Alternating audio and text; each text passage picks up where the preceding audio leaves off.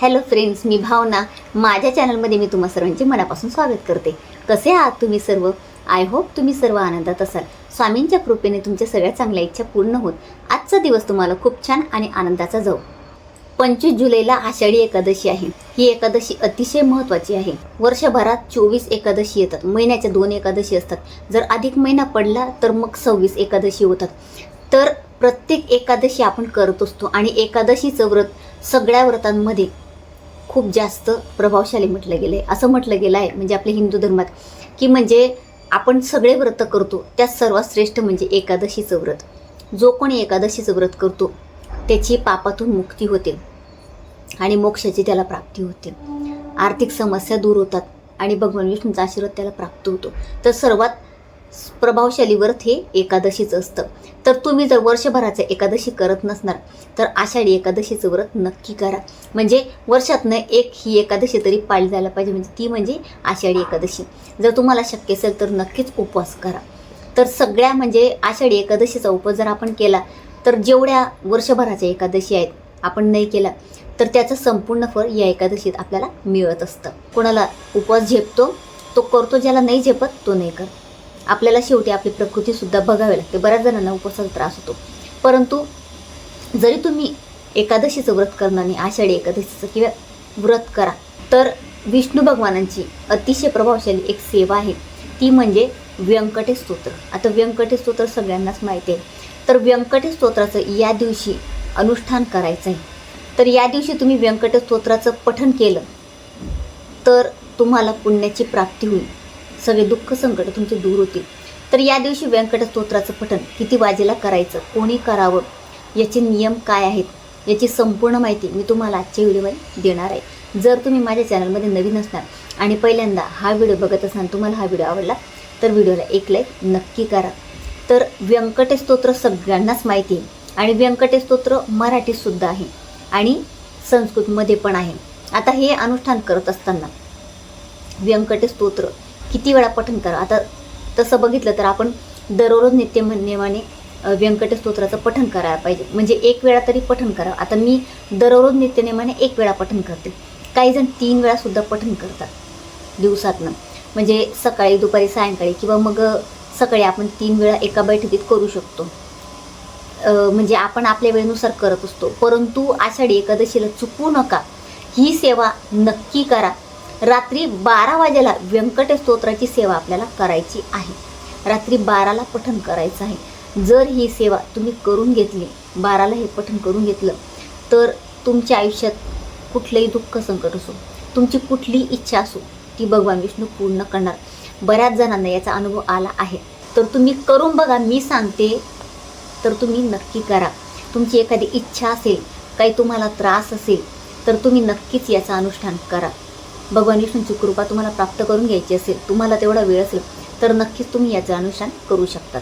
तर आता व्यंकटेश स्तोत्राचं अनुष्ठान किती वेळा करायचं, तर ते 12 वेळा करायचं. आता तुम्ही रात्री 12ला आंघोळ तुम्हाला शक्य असेल तर करा.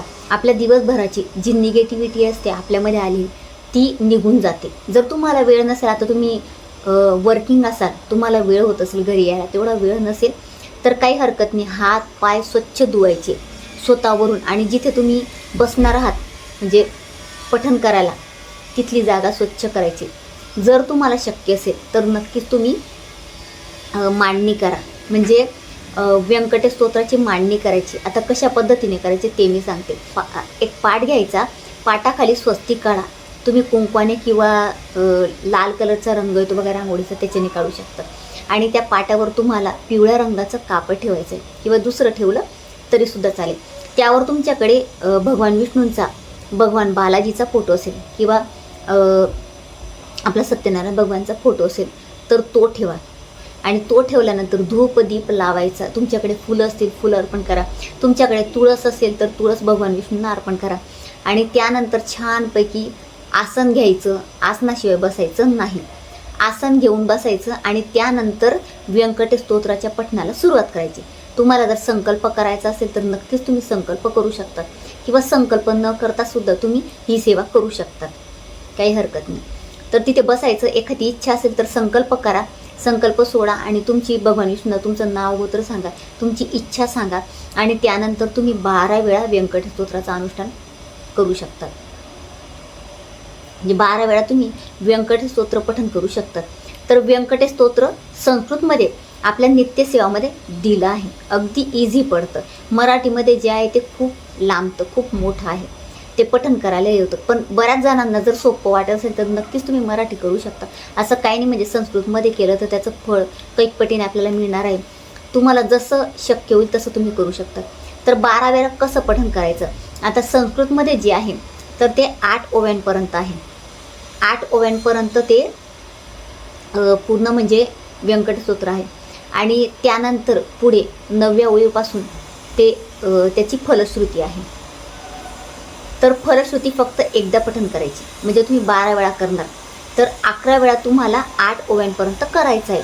आणि 12व्या वेळा जेव्हा तुम्ही पठण करणार शेवटचं, तर तेव्हा तुम्हाला काय करायचं आहे, संपूर्ण म्हणजे स्टार्टिंग टू एंड संपूर्ण पठण करायचं आहे. म्हणजे फलश्रुती फक्त एकदाच पठण करायची.